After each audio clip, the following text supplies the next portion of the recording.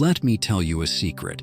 There comes a point where survival starts to look like failure, not because you failed, but because you survived something that should have changed everything. And instead, you went back to work on Monday. That's where this begins. With the Monday after. Because somewhere along the line, we stopped treating survival like a triumph and started treating it like a debt. Like you're supposed to do something with it. Like your pain must become a product. Write a book, start a movement, monetize the suffering, or worse, move on. They say, you made it out. But where is out? Out of danger? Out of childhood? Out of that small apartment where you raised yourself while your mother chased shadows? What is making it mean to a generation that confuses endurance with laziness and rest with moral failure? We make funerals for the dead, but where are the funerals for the versions of ourselves that died quietly in our rooms? Where are the eulogies for the boy who stopped dreaming at 14? For the girl who learned to shrink in every room? For the man who, after surviving the war in his home, now fights only boredom and bills? This culture does not know how to sit still. It bows to the altar of the hustle. Productivity is the god, and burnout is its prophet. You survived? Great. Now build an empire, start a podcast, run 5 miles before sunrise, and smile about it. Because if you're not thriving, you're wasting the oxygen that could belong to someone more optimized. Right? But now we're getting too honest. Let's go back. Let's pretend. You survived. You're doing well. You eat vegetables. You sleep 6 hours.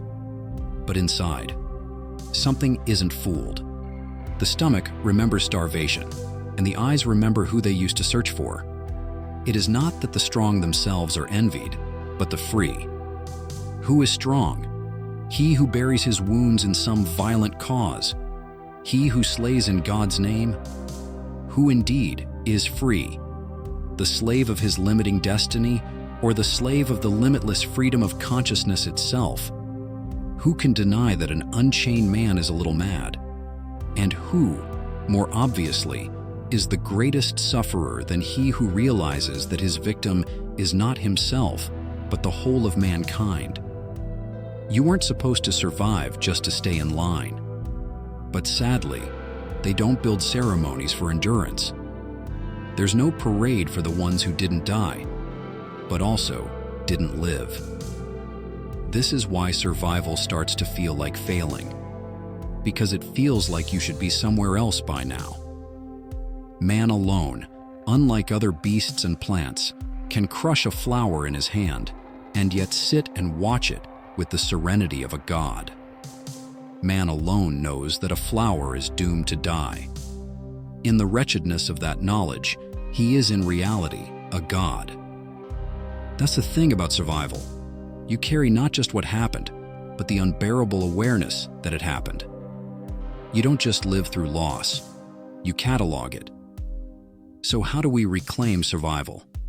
First, stop calling it weakness to need rest. Sleep is not betrayal.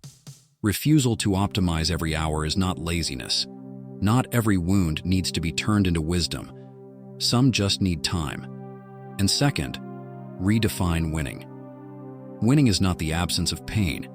It's the willingness to stay, to sit in your skin without wanting to crawl out of it. Because survival is not failure. It only feels like it in a world that forgot the point of living. So let's remember, you stayed. You woke up again and again in a world that gave you nothing back, and you are still here. That is not failure. That is a quiet, unholy kind of miracle.